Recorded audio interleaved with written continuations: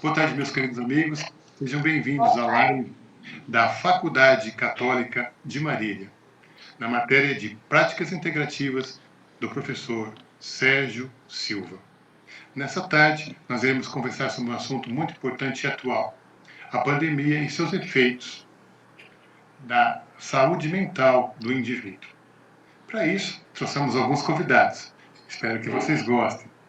O nosso objetivo é reflexão e esclarecimento sobre esse tema.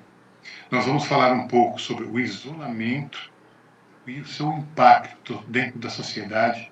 Vamos falar sobre as mudanças de comportamento que advieram da pandemia e vamos falar sobre a tecnologia e como ela, de alguma forma, ela veio contribuir e melhorar e nos ajudar dentro desse momento difícil que nós estamos passando. Para isso, nós convidamos duas pessoas maravilhosas, muito queridas, estimadas, para participarem conosco nessa live. Uma da área da saúde e outra da área da educação. Para conversar conosco da área da saúde, nós trouxemos a psicóloga Renata Fachin. Renata, dê uma boa tarde para nós, por favor. Boa tarde, pessoal. Muito obrigada pelo convite. Estou muito feliz de estar aqui para poder dividir um pouquinho da minha experiência nessa pandemia com vocês. Renata, muito obrigado por ter aceito o nosso convite. Também, da área da educação, nós convidamos o professor Bittencourt. Por favor, Bittencourt, dê uma boa tarde. Olá, pessoal. Boa tarde. É um prazer enorme estar aqui com vocês. Fico muito grato pelo convite. Espero contribuir com uma aprendizagem, conhecimento e uma tarde gostosa também. Obrigado, Thiago. Nós queremos agradecer a participação e também o incentivo do nosso professor, Sérgio Silva, que conseguiu, através de um trabalho da matéria de práticas integrativas, nos incentivar a esse contexto e fazer essa live, através da autonomia do aluno universitário. Ele nos fez refletir e pensar numa ação, numa prática que poderia ser desenvolvida e que nós pudéssemos trazer esclarecimento e reflexão à sociedade sobre o tema pandemia e os seus efeitos na saúde mental do indivíduo. Obrigado, professor, pela sua participação e obrigado também pelo seu incentivo. Nós queremos agradecer também aos integrantes do nosso grupo e que se esforçaram bastante para que essa live acontecesse. Dê sua boa tarde, Andressa, por favor. Olá, boa tarde, grupo. Boa tarde, Thiago. Boa tarde, Renata. Eu me sinto muito feliz e agradecida por vocês terem aceitado o nosso convite. Eu, enquanto graduanda de psicologia, espero que seja uma tarde de muita reflexão e troca de experiência, enquanto indivíduos passando por essa pandemia. Muito obrigado, Andressa. Fala um pouco com a gente, Laila. Dê seu boa tarde. Boa tarde, pessoal. Também quero agradecer aos convidados, tá? Por disponibilizar estar aqui com a gente. E eu tenho certeza que vai ser uma tarde de bastante troca, bem bacana. Carolina, dê sua boa tarde, Caroline. Boa tarde, pessoal. Tudo vai dar certo nessa live. Vai ser muito aprendizado. Obrigada, viu, pelos convidados, a Renata, o professor Tiago. Muito obrigada por estarem aqui com a gente nessa tarde. Obrigado, Carolina. Nós agradecemos também a participação de todos os nossos amigos de sala de aula da Universidade Católica e também agradecemos a participação dos nossos convidados, sejam de outras faculdades ou de outras áreas profissionais, tanto do transporte, da segurança, que foram convidados e estão conosco aqui, para que nós possamos começar essa tarde de uma forma muito bacana. Vamos fazer algumas perguntas para os nossos convidados. A primeira pergunta é para a psicóloga Renata. Renata, obrigado por ter feito o nosso convite. E a pergunta é, você como uma profissional que é muito preocupada com a saúde de seus pacientes, como foi lidar com tantas fobias que se manifestaram na sociedade durante essa pandemia? Como foi lidar você como profissional? Olha, nós vemos caminhando com um número de fobias já aumentado, né, nos últimos tempos, né? As pessoas estão, como que eu vou dizer? Elas estão desenvolvendo os seus gatilhos, né? Então as pessoas estão tendo já muita crise de ansiedade e com a pandemia aumentou. O telefone da clínica, assim, um número praticamente de procura dobrou. E por conta do Covid mesmo. Eu tenho uma colega que trabalha na área da saúde e às vezes eu, no meu prontuário, eu até tirava uma fotinho.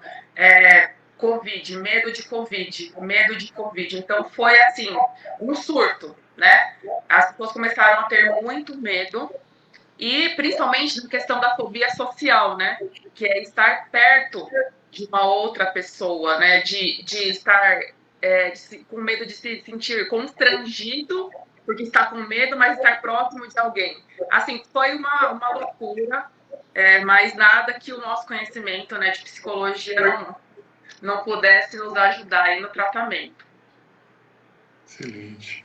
Que bom, né? É uma dificuldade de saber lidar com tudo isso, mas os profissionais, eles têm que se adaptar, né? Sim, sim. A gente teve que, né, começar a desenvolver estratégia por conta da pandemia. Nós não tínhamos estudos em psicologia relacionados à pandemia. Então, o que acontece? Nós começamos a adaptar, certo? Então, por exemplo, eu que tenho curso na área de psicologia hospitalar também, eu pensei, falei, quando a gente teve a matéria de catástrofes, né, de desastres ambientais, eu comecei a adaptar todo o conhecimento que eu tinha de psicologia hospitalar, né, de um curso que eu fiz, para o consultório, quando a queixa principal era o Covid-19. Eu achei que interessante, muito bacana. É uma situação que... E a tecnologia ajudou de alguma forma nesse momento, nesse contexto? Olha, muito, muito. Há pouco tempo, o Conselho de Psicologia regularizou, né, o atendimento online, que de início ele teria que ser realizado apenas em plataformas, né? Em plataformas próprias para psicologia. Porém, e antes também a gente tinha que fazer uma avaliação. Com o Covid-19, o Conselho ele facilitou, né, o nosso cadastro e nós começamos a utilizar desde ligação via WhatsApp, ligação por vídeo, porque muitas pessoas não têm acesso a essas plataformas, né? A gente estava acostumado a atender no consultório e muitos profissionais não tinham interesse em fazer atendimento online. Então, do nada, buscar esse conhecimento não tinha como. Então, da forma que deu, os profissionais foram se adaptando e deram conta da demanda. Maravilhoso. Obrigado, Renata, pela sua resposta. Uma pergunta para o Tiago agora, por favor. Em sua opinião, enquanto professor, você acredita que a tecnologia em tempos de pandemia nos trouxe uma transformação para o presente e para o futuro da educação? O que você nos falaria sobre isso, Tiago? Olha, sem dúvidas, tá? Quando dada a notícia do Covid-19, os primeiros casos no Brasil, o governo do estado de São Paulo anunciando o fechamento das escolas, houve um apagão por parte dos professores. E agora? O que vamos fazer? O primeiro semestre do ano foi o momento de utilização das tecnologias, mas foi assim, aprender a remar o barco no meio do oceano já. Não tivemos um ensaio para isso, né? Aprendemos a trabalhar com a tecnologia com o barco em movimento, né? Mas assim, em princípio, né, essa tecnologia que chegou até nós, né, por meio das mídias sociais, as lives, tanto Meet, Zoom ou qualquer outro aplicativo, veio para ficar e veio também para falar assim ao professor, você precisa se atualizar. Não dá mais certo aquele caderninho amarelo, eu garanto que vocês passarem no processo de formação ou do ensino fundamental, médio ou faculdade, aquele professor que tinha seu caderno amarelo com anotações de anos de curso, isso não existe mais. A tecnologia veio e fala assim, olha, nós estamos com alunos do século XX, você é um professor do século passado, desculpa, do século XXI, você é um professor do século passado, e com técnicas do século passado, agora você tem que se atualizar. A tecnologia obrigou a isso. Então nós somos obrigados a chegar no momento dos alunos. Então, o que era chato, por exemplo, o aluno ficar no WhatsApp na sala de aula por qualquer motivo, às vezes, né, você estava dando aula, o aluno tirava uma selfie com você ao fundo e postava, estou aqui, você achava ruim, de repente o WhatsApp vira sua ferramenta de trabalho. né? Aquilo que era ruim, virou solução. Então, a tecnologia está aqui, né? Ela não é ruim. O ruim é o uso que se faz dela, às vezes errado, né? Mas ela é essencial para este momento que nós não podemos estar com nossos alunos. E vocês que estão no processo de formação perceberam também que se não fossem essas tecnologias, o que iríamos fazer? Né? Aula por carta não dá mais. Por ligação telefônica, impossível. Né? Então, as mídias sociais aí salvaram-nos. E outro, né? É um caminho sem volta porque muitos de nós aqui virarão, né? E outros já são comunicadores sociais. Pega uma temática que está sendo desenvolvida agora, amplia ela, vai pesquisar, se dedica e muda até o foco da própria profissão. Por que eu tenho que ser um psicólogo e estar sempre dentro de um consultório? Eu não posso ser um psicólogo e me aproximar das mídias sociais, criar um conteúdo para mídias sociais? Então, a tecnologia veio para ficar e ficou, né? Não tem como negar mais. E foi algo muito positivo. Nesse momento, quando o professor nos propôs, né, a autonomia do aluno universitário para fazer alguma ação relevante dentro da sociedade, em busca de esclarecimento, reflexão, a maioria de nós, alunos, sentamos e falamos assim, então vamos fazer um artigo, vamos escrever uma resenha, vamos fazer alguma coisa relativa à escrita para que a gente entregue para o professor no final de um trabalho. Ele disse, não, vocês vão utilizar a tecnologia, vocês vão fazer coisas, vídeos, vocês vão fazer lives, vocês vão utilizar esse meio para que vocês saiam do padrão. Isso aí. Nós sempre comentamos que a função do conhecimento é chegar a alguém. E se você produzir um artigo científico ou publicar num simpósio, um congresso de qualquer universidade, ele vai ficar um grupo muito restrito. Com as mídias sociais, internet não tem limite. Né? Você não consegue limitar. A partir do momento que você colocou ali numa mídia social e você liberou esse link, é um caminho sem volta. Ele tem um mundo inteiro para percorrer. A sua dúvida, o seu conhecimento, ele é capaz de uma certa forma, chegar a todos. E vai, como se diz assim, vai completando outros pensamentos, dando outras ideias, e cada vez mais esse ciclo sobre um certo conhecimento vai aumentando. Então, nós estamos saindo aqui de um momento de papel, né, para as mídias sociais, né, onde até a velocidade da informação é instantânea. Né? O jornal do passado, todos os dias, 11h30 da noite, fechava a edição. Hoje não. A notícia aconteceu a qualquer momento, você tem ela ali na sua mão. Então, a tecnologia veio para ficar e cabe a nós, profissionais, adequar-se a ela. Né? Formar, estudar, profissionalizar e não ridicularizar essa mídia, essa tecnologia.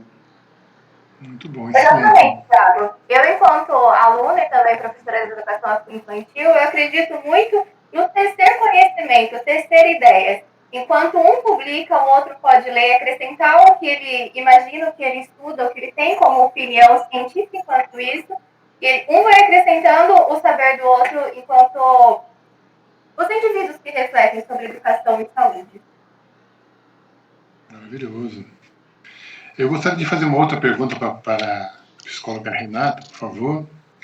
Em sua opinião, Renata, todas as transformações, os isolamentos e os comportamentos alterados, às vezes até perda de um ente querido, o afastamento entre pessoas, amigos e familiares, a mudança na forma de se comunicar, tudo isso, em algum momento, de alguma forma, poderão no futuro causar transtornos tão difíceis de serem superados pela sociedade e também pelos profissionais. O que você acha? Qual seria a sua opinião sobre isso?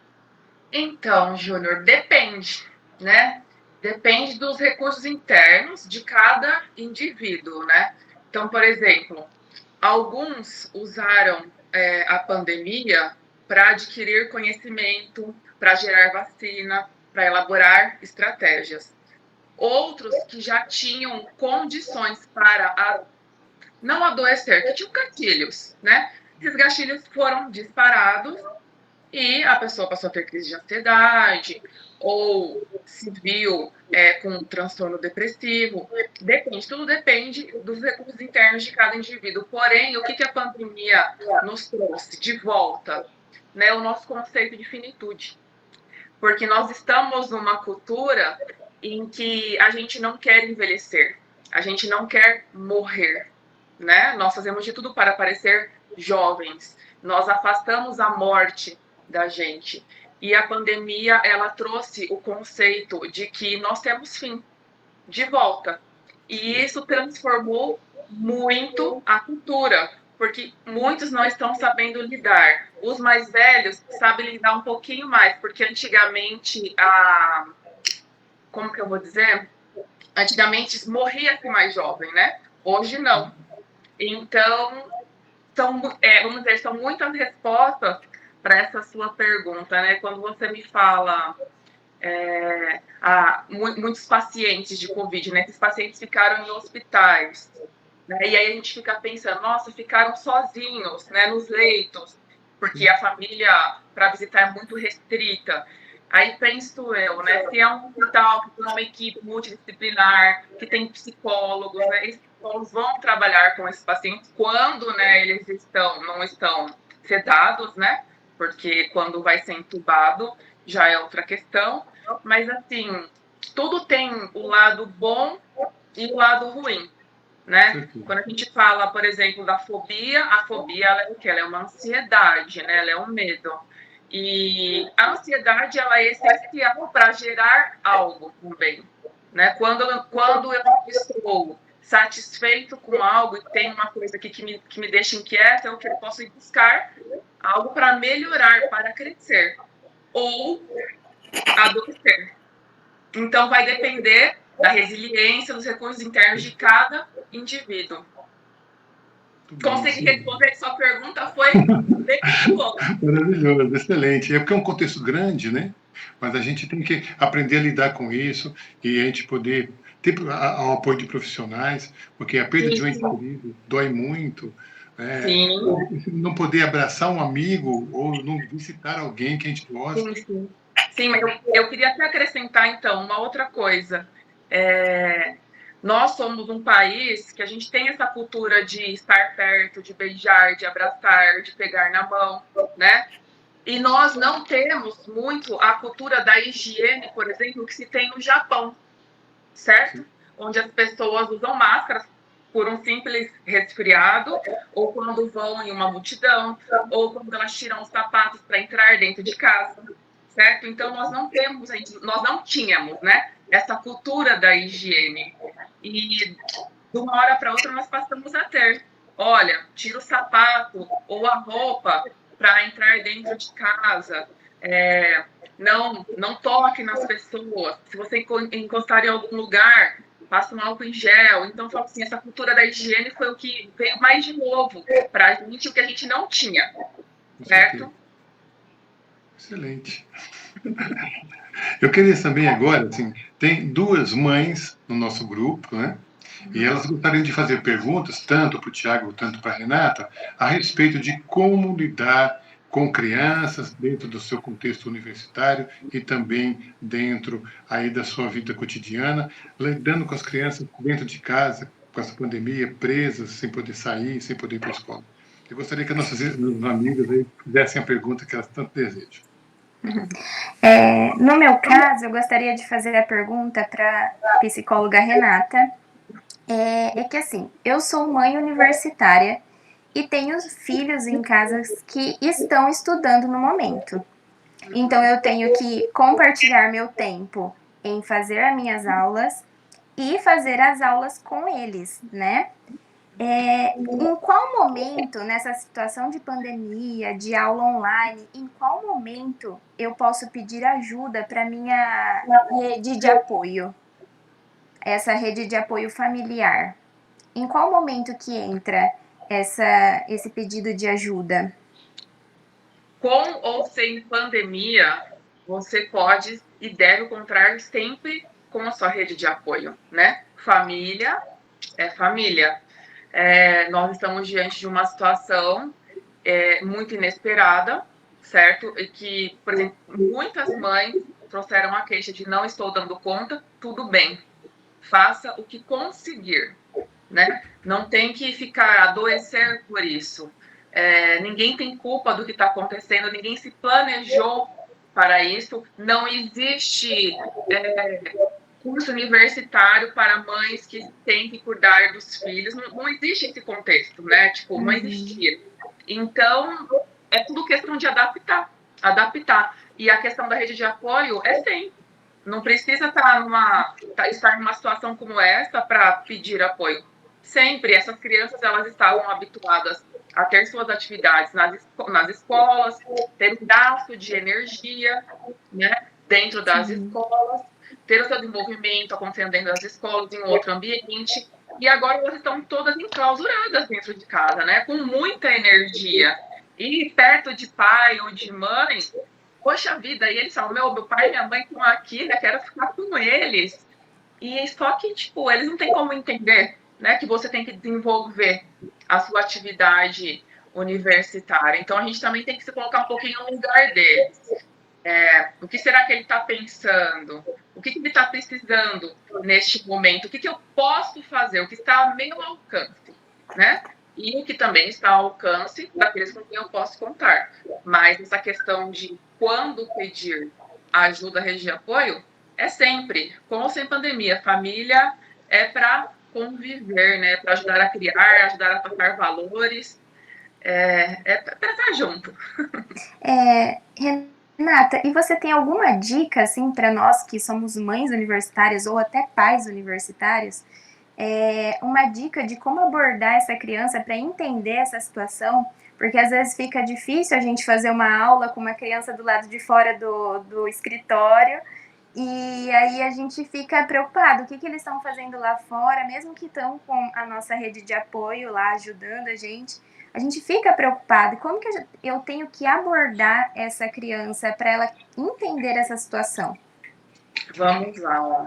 A preocupação, a sua preocupação vai existir, né? Vai gerar uma angústia mesmo, né? O que será que está acontecendo ali, atrás da porta, né? É de mãe, né? A mãe até no mundo animal, a gente vê a mãe lá, olhando o que o filhotinho está fazendo.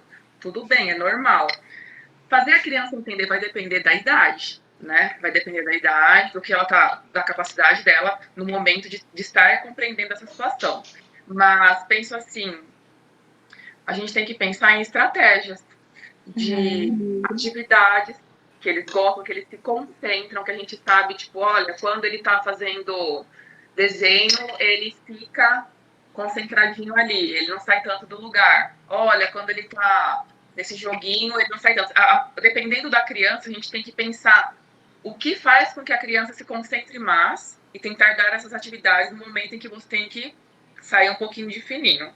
Mas tudo vai depender da criança, de quem você vai poder contar também com isso ou não, e também se não tiver com quem contar, se ela tiver que estar aqui do seu lado, tudo bem, né? Quantas vezes a gente já não viu em aula mãe chegando com os filhos para assistir a aula, e tudo bem, não tem problema nenhum, né? É seu filho.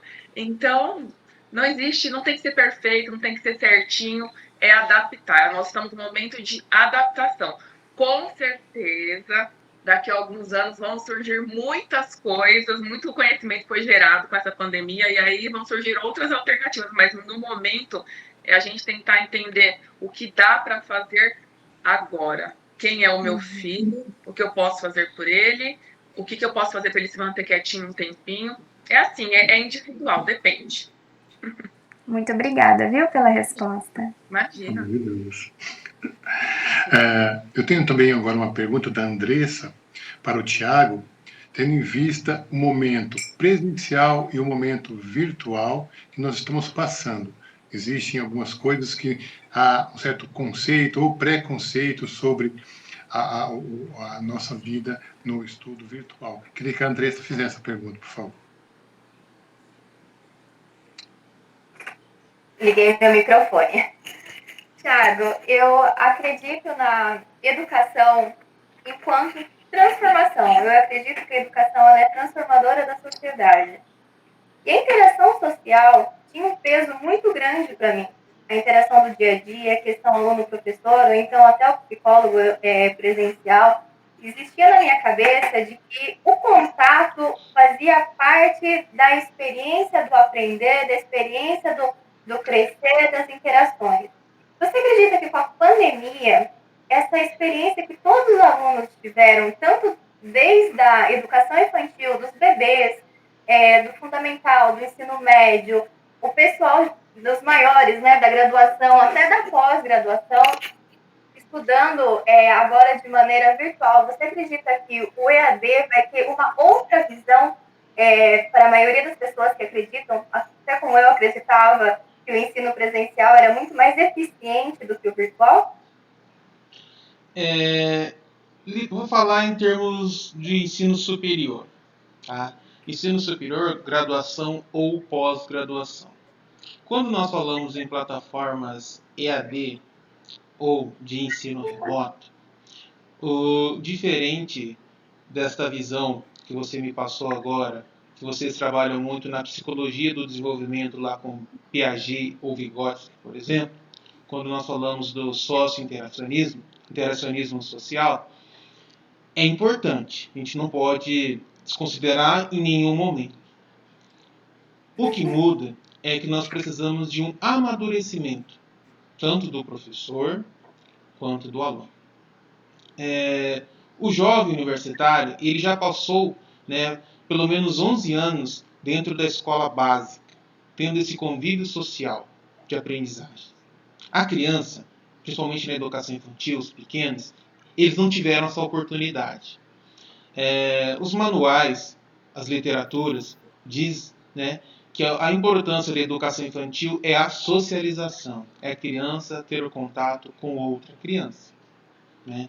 Então, a aula remota, virtual, não vai dar conta. Por mais que ela esteja vendo o amigo, brincando ao celular com esse amigo, ela não dá conta. Isso não substitui. Mas com o adulto, né, que já teve essas experiências aí, pelo menos, vamos pensar assim, o jovem que entra na universidade com 18 anos de idade, ele já teve 18 anos de experiência de contato com outras pessoas. E ele tem um amadurecimento, ele consegue, ali, diante deste formato de ensino, progredir, ter aprendizagens. O EAD está provando que é possível sim, só que ele exige muito amadurecimento deste jovem. Só que, como experiência profissional, tenho percebido a carência da pessoa ter contato com outra. Essa carência de ter um amigo ao lado, de ter o professor para conversar, tirar dúvida, mostrar um caderno, mostrar uma atividade.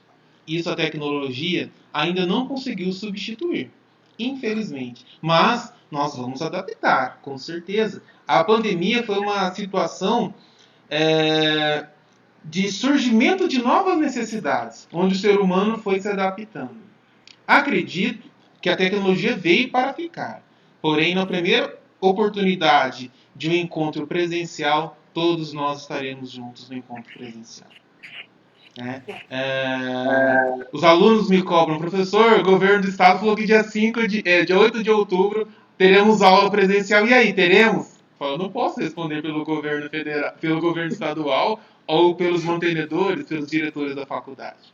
Então, assim, a tecnologia está mostrando que, olha, os nossos jovens, o jovem brasileiro amadureceu, o professor, ele teve que aprender a lidar com a tecnologia. Essa tecnologia chegou até os alunos aprenderam, estão discutindo, estão tendo outras formas de visão sobre como transmitir conhecimento, sobre como aprender. Claro, a pandemia também escancarou outras dificuldades. Por exemplo, o problema da internet no Brasil, que é de péssima qualidade. Isso é ruim. Nós estamos falando no ensino superior de elites. Quando nós lidamos lá com o ensino fundamental, na educação, vou chamar de educação básica, nós temos os bolsões de miséria, onde a tecnologia não chega, né? Onde a internet de qualidade também não chega. Se não tem internet, não tem tecnologia, a informação que o professor preparou não chega até a criança também. Então é um outro problema. Mas pensando como alternativa o EAD ou o ensino remoto, são válidos sim. É possível. Só que exige do aluno muito amadurecimento. Porque no ensino presencial, o professor cobra o tempo todo. Ei, olha aqui, vamos aqui, você força, você estimula, né? Você tem a motivação intrínseca e extrínseca. Quando você fala de um EAD, não, professor, não tem professor, nós temos um tutor, que é diferente, né? O remoto você tem um professor ainda, o EAD é um tutor. Ele não vai ficar te motivando. Ei, você leu hoje? Você fez atividades hoje? Diferente do professor do presencial, está junto com você naquele dia a dia, discutindo. Estão nos grupos, né? Dentro do curso de psicologia, a discussão em grupo é muito importante, né? Quando você vai apresentar os grandes autores. Eu fico imaginando, por exemplo, você discutir Foucault por meio só de um curso EAD. Né? Explique bem para mim, Vigiar e Punir. Não, o aluno vai falar, quem é esse Foucault? Quem é esse tio Foucault que eu não sei? Né? É essa angústia que eu estou passando esse semestre. Eu ouço professores falar sobre autores incríveis que me encantam, mas fica eu e a tela. Tem um momento virtual ali em aula, mas durante a maior parte do tempo é em forma de vídeo. Mas o ser humano se adapta. Né? Qual é o impedimento de você criar um grupo de pesquisa virtual, discussões virtuais sobre o autor? Chamar os amigos com maior experiência, ou, por exemplo, chamar a Renata, que já é uma profissional qualificada, para discutir um determinado assunto sobre psicologia. Né? A pandemia nos afasta, mas a tecnologia nos une. Aproxima. Com certeza. Eu tenho agora uma pergunta de uma outra mãe, né? A Laila, e ela vem com uma reflexão como desempenhar vários papéis durante a pandemia. Temos os estudos, temos o trabalho que nós precisamos no cotidiano, a organização do nosso lar e ser mãe. Laila, faça a sua pergunta, por favor. Oi, gente. A minha pergunta é mais como lidar mesmo com essa dificuldade, porque além da criança, a gente tem o serviço de fora, o serviço de dentro de casa, né, que quem é mãe sabe, quem é esposa sabe. E aí no final do dia tem a aula, e depois da aula ao vivo tem mais aula gravada, depois tem os trabalhos, então é quase impossível. E essa é a minha dificuldade no dia de hoje, assim. Sim, o que eu penso é o seguinte: a gente tem que, quando a gente entra para uma faculdade, a gente vai fazer um curso, a gente tem que se planejar, né?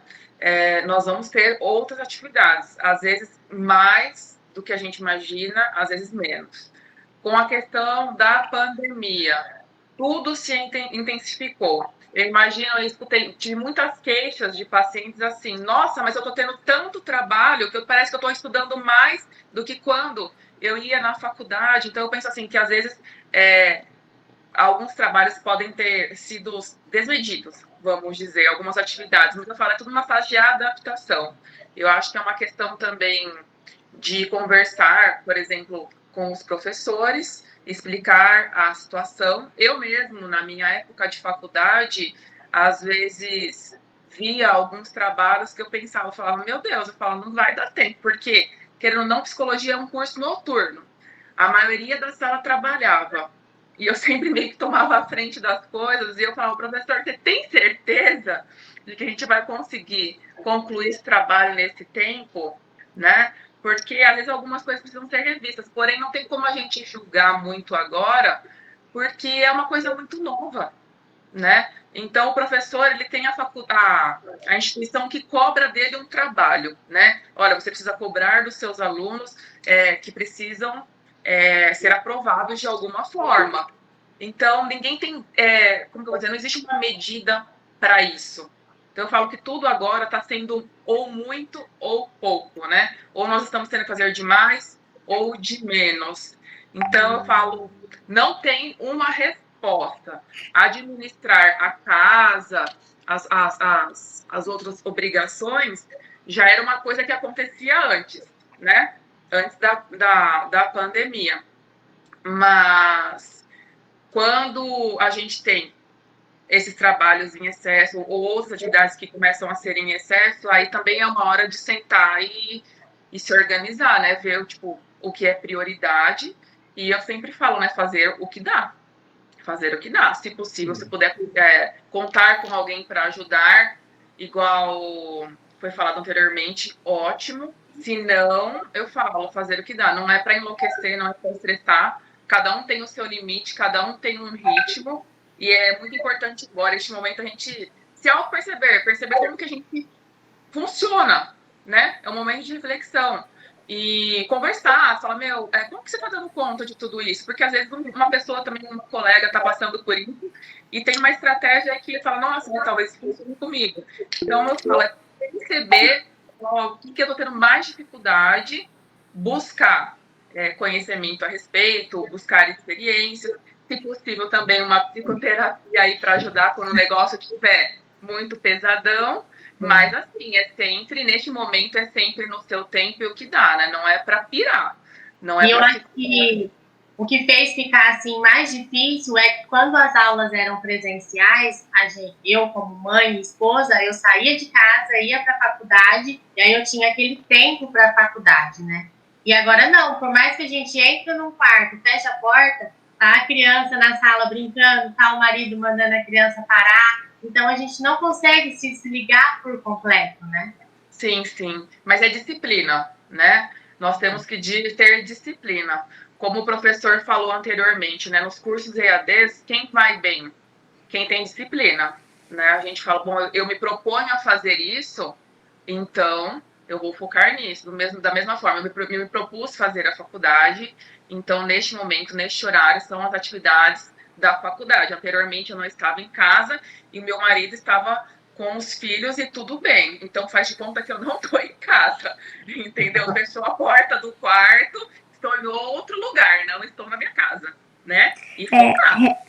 Renata, nesse caso da disciplina que você falou sobre ter prioridades, entraria a parte do cronograma, né? Que em casa eu tenho essa parte de cronograma, porque senão eu não consigo realmente dar conta. Por ter aulas com os meus filhos, por eu ter aula da faculdade. Então, né, essa parte seria uma pergunta para você e para o Tiago. O cronograma ajudaria muito nessa parte de ter tempo de fazer cada coisa? Quem que responde primeiro? Eu ou o Thiago? As damas? Muito obrigada. Olha, eu acho que de início, para se organizar, sim, né? Tentar e ver o que eu tenho que fazer, quais são minhas atividades, vou me organizar. De início, eu acho excelente ter um cronograma. Com o tempo, você vai se acostumando e vai readaptando, né? Mas de início, sim, quando é um excesso e a gente não consegue organizar na cabeça tudo exatamente, as atividades, e não encontra uma solução, é no papel. Penso eu, é no papel mesmo. Isso é um trabalho que a gente até faz em terapia, né? A gente até faz em terapia. E organiza e vai seguindo aquilo, até que com o tempo você vai se acostumando com aquela rotina e às vezes abre uma brechinha aqui, outra ali e vai se adaptando, né? A questão agora é o quê? Se adaptar, ter comportamentos adaptativos, né? Isso que vai ser o essencial, né, para a gente manter a nossa saúde, tanto física quanto mental. Caroline, o que eu posso lhe falar? Rotina. Por quê? A criança ela necessita de uma rotina para a aprendizagem dela. Esta rotina é da hora de acordar, tomar o café, almoçar, estudar, descansar, brincar. Dentro dessa rotina, né, organizando essa rotina, você consegue organizar a sua rotina de estudos também. Por quê? Se a criança não tiver rotina, ela não tem um momento dela parar, ela fala assim, olha, nesse momento é o momento de eu estudar. A mamãe está estudando também. Então, estou estudando, a mãe está estudando. É um momento tranquilo. Olha, agora é o meu momento de brincar. Se os pais perderem esse controle de rotina, a criança perde a hora de dormir, a hora de acordar, bagunça, almoço e aprendizagem. O jeito do pai trabalhar com criança some, acaba. Então, imagine um aluno universitário, uma aluna, que tem ali um filho, um casal de filhos, sei lá, até 3 filhos, que não tem um cronograma, ele não vai conseguir acompanhar a aula de jeito nenhum. E nem as crianças dele também conseguirão acompanhar os conteúdos da escola. Então é necessário uma rotina. Por quê? A criança na escola, ela tem uma rotina. Dentro da escola, ela sabe que a partir do momento que ela cruzou o portão, ela entrou em uma rotina. E a criança segue aquela rotina sem o professor pedir. Ele sabe que ele chega na escola, ele vai lavar a mão e vai ficar sentado esperando o professor. Isso é na educação infantil, é no fundamental. Ele sabe quando dá um certo determinado momento, o momento dele tomar água, comer o lanchinho dele e ficar tranquilo, porque logo após ele vai voltar para a sala de aula. Se o pai, a mãe em casa perder esta função da rotina, ele vai perder o processo de aprendizagem da criança, ficar tudo atrapalhado e ele se perde também. Porque no momento dele estar na sua aula da faculdade, a criança está pintando e bordando em casa porque ela não compreendeu que aquele momento é o momento da mãe estudar, do pai estudar. Então, eu sempre indico as minhas alunas que têm criança também, falam assim, rotina, não esquece. Professor, mas meu filho quer acompanhar porque ele gosta de ver você, de vez em quando, contar algumas histórias. Ele pode, mas eu falo para ele que ele não pode gritar, que ele vai te atrapalhar, ele pode atrapalhar a aula também. Então, mas é rotina. As crianças compreendem. Né? Nós precisamos entender que as crianças têm plena compreensão daquilo que nós informamos a elas. Né? E quando o adulto explica e faz o correto também. Não adianta falar que a criança precisa seguir uma rotina se o pai e a mãe não seguem. Né? A criança fica perdida. Né? Vocês lembram dos experimentos do Skinner, né? Do Pavlov, desculpa, quando a gente colocava lá o cachorro para lamber pegar a comida, a hora que ele ia comer, tomava choque. Outra hora não comia choque. Ficou louco. Ele não sabe se a hora que ele come vai ter uma bonificação ou se ele vai ter uma punição. A criança é a mesma coisa. Ensina algo a ela, uma rotina, e cumpre essa rotina. Assim, a criança, né, que é a sua maior preocupação, né, para além da pandemia, para além de faculdade, os pais se preocupam primeiro com os filhos. Né? A educação deles é mantida, você tem um certo conforto, claro, na medida do possível, esse conforto, e você consegue seguir na sua aprendizagem da faculdade. Agora, sem rotina, sem esse cronograma, amigo, aí tem que ser herói, porque não dá, não. Não dá mesmo. Muito obrigada aos dois. Por nada. Que tarde maravilhosa, quantos ensinamentos, quantas reflexões, isso nos traz e nos faz muito bem. Para finalizarmos isso tudo que nós estamos falando, eu gostaria da opinião de vocês. Todos os universitários experimentam a experiência do ensino remoto. E nós mesmos, na área da saúde, estamos verificando essa oportunidade de mudanças, de pensamentos diferentes. E tudo isso, a pandemia veio para que nós refletíssemos. Nós estamos dentro de uma live que, na verdade, foi um momento de autonomia em que o nosso professor, ele nos autorizou, ele nos mobilizou, nos incentivou para que nós pudéssemos fazer algo diferente. A minha pergunta, para a gente finalizar, é o que vocês estão achando dessa autonomia? Vocês acham que essa autonomia chegou para ficar? Você acha que essa autonomia é importante para o aluno universitário? Ou nós devemos permanecer num momento ainda de reflexão, ainda presos a determinados conceitos? O que é importante para o aluno universitário de psicologia, que nós vamos lidar com a sociedade, com pessoas, e vamos estar dentro do momento íntimo de cada pessoa, e ela vai abrir problemas, situações, e nós vamos ajudar a desembaraçar tudo isso. Esse momento, a autonomia do aluno universitário de psicologia, nós tentamos vivenciar nessa tarde, é importante. Eu gostaria que tanto a Renata e tanto o Tiago falassem um pouquinho para a gente poder finalizar essa nossa live. Certo. Quem primeiro as damas, Tiago? Tanto faz, siga a escolha, não tem problema. Então, eu penso, vou ser bem breve. A questão de ter autonomia enquanto estudante de psicologia, sim, eu acho bacana, porém sempre tendo um embasamento, certo? Então, sempre tendo, enquanto estudantes, né, tendo as orientações adequadas, né, de como buscar o conhecimento, de como produzir algo, sim, né, acho muito válido, até porque a gente fica um pouquinho mais independente, né? Não fica só o conhecimento que vem para mim, eu busco. Isso eu acho muito legal, muitas escolas em outros países funcionam assim, né? O aluno, ele busca o conhecimento, não chega para ele ele busca, ele escolhe o que ele quer estudar e vai atrás, e o professor dá uma orientada. Então, eu acho legal, é uma nova forma de ensino, que também já acontece em algumas universidades aqui, mas sempre tendo um bom embasamento, alguém por trás dando o mínimo de orientação. Porque também, quando vocês se formarem, quando forem psicólogos, vocês vão estar lá, né? Vão ser com vocês. E aí vocês vão fazer o quê? Vocês vão buscar, vocês vão resgatar esse conhecimento, vocês vão estar sempre estudando, né? Porque psicólogo não para de estudar, não existe isso, me formei e parei. E a gente tem que ter esse movimento, sim, de estar sempre buscando o conhecimento e se aprimorando para produzir algo, seja para produzir uma terapia melhor ou produzir um conhecimento, né, um trabalho científico. Então, a autonomia eu acho super interessante, sim. Obrigado.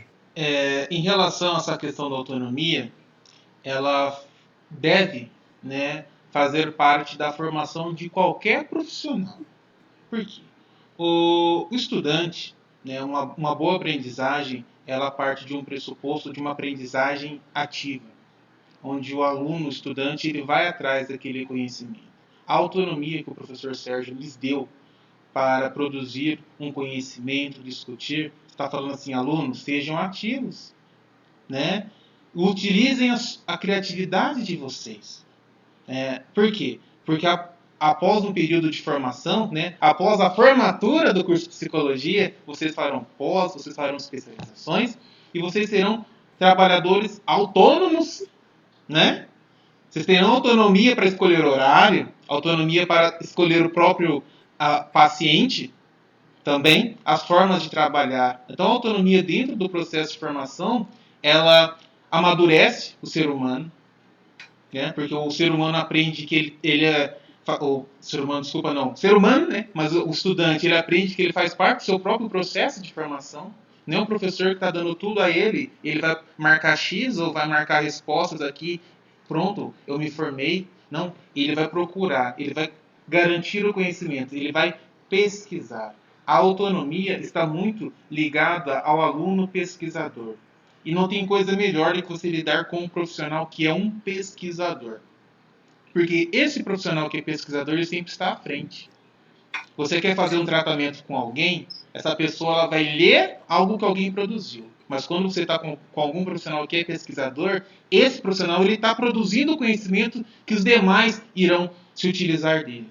Então, quando eu falo aos meus alunos, sejam autônomos, procurem, construam conhecimentos, produzam. O que eu estou dizendo a eles? Voem sozinhos. O mundo está aí.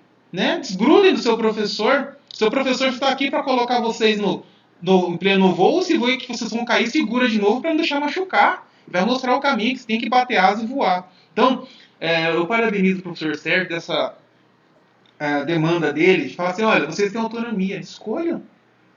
Professor, eu quero fazer uma live. Façam. Professor, eu gostei, eu quero fazer mais uma, eu quero abordar novas temáticas. Faça. Isso é imprescindível para a sua formação, principalmente quando você estiver lidando no dia a dia. Né? Autonomia para tudo, né? Autonomia dentro de um casamento, na vida familiar, com os filhos. Se a gente não for autônomo, seremos sempre dependentes de alguém. E o que as pessoas precisam saber é que ser dependente não é bom.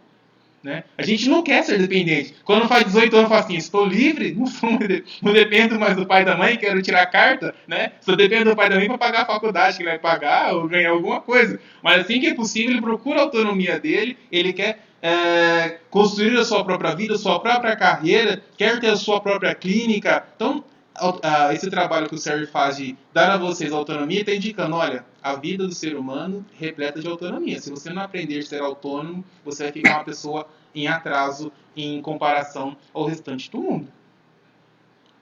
Maravilhoso. Gostaria de ficar aqui a tarde inteira falando, refletindo, buscando. Eu quero agradecer muito a presença da Renata, do Thiago, na nossa participação. Algumas de nossas amigas, a Andressa, a Caroline, a Laila, gostaria de finalizar, dizer alguma coisa, antes que eu desse a palavra para os dois, para eles darem aí a finalização.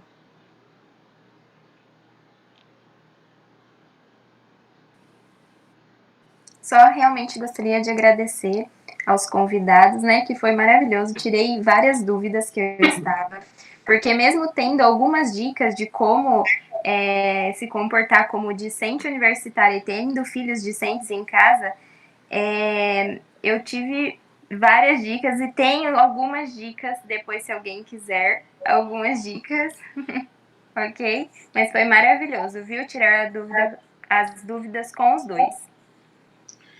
As suas palavras finais, então, Renata, por favor. Eu fiquei muito feliz pelo convite, gostei muito das perguntas, gostei muito da iniciativa de vocês, de terem feito a live. Eu só queria agradecer, na verdade, né? Queria agradecer pela experiência, foi minha primeira live, viu, gente, participando.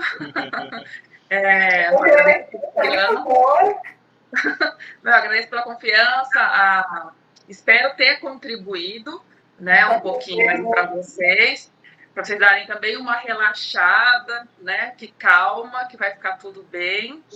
E é isso aí, gostei muito das colocações de vocês, das respostas do professor, achei muito legal, vocês estão de parabéns.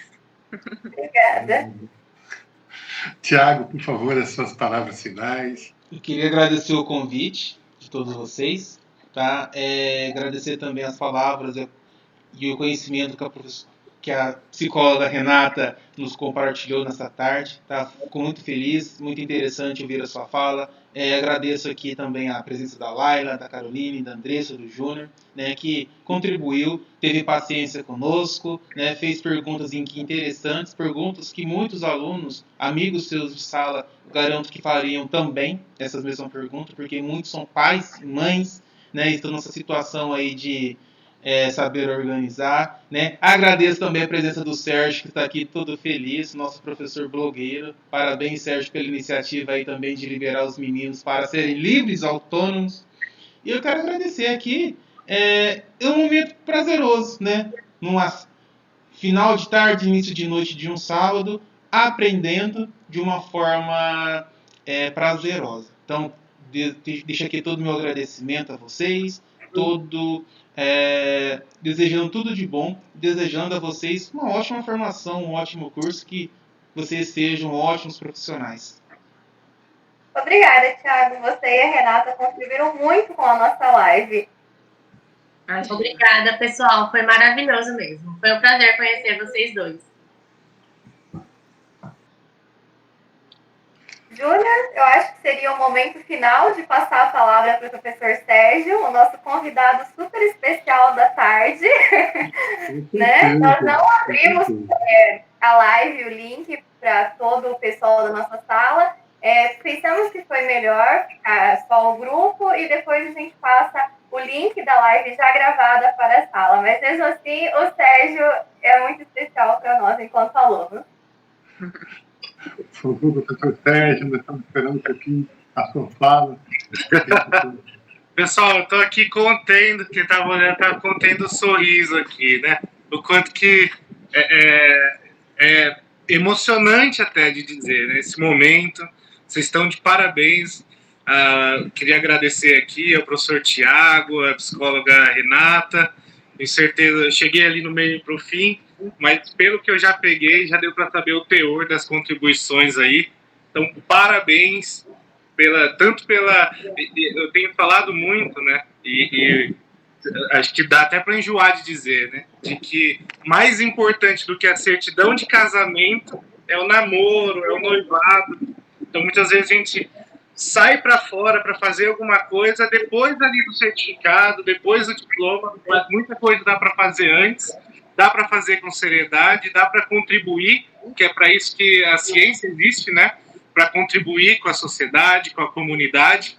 Então, parabéns, gente, um bom restinho de fim de semana para todos e a gente se vê. Obrigada. Obrigado, professor. Para a gente finalizar, esse nosso agradecimento a Renata, obrigado por ter vindo, obrigado por ter... Obrigada a vocês. Nossa amiga, é uma trabalhadora também do nosso atendimento fraterno, lá no Centro Espírita. Obrigado por você ter me atendido com coração, com muito amor. Olha, uma luz acesa, você. Obrigado, Tiago, também, pelas suas elucidações, um professor. Eu acho que essa profissão é tão importante e ela nos traz tantos bens. Então, obrigado por tudo que você falou e tudo que você nos trouxe. E eu que agradeço o convite. Professor Sérgio, pela autonomia que nos deu, as nossas amigas do nosso grupo, a Andressa, a Laila e a Caroline, que contribuíram montando, organizando, estando aí por trás, fazendo com que tudo estivesse dando certo. Muito obrigado e que nós tenhamos uma ótima tarde e que nós possamos retornar mais revigorados para o nosso trabalho e também para o nosso estudo. Que a psicologia ganhe um pouquinho mais com a nossa ação de autonomia dada na matéria de práticas integrativas. Que assim seja. Um grande abraço. Até uma nova oportunidade. Um Que abraço. assim seja. Tchau, tchau, gente. Tchau.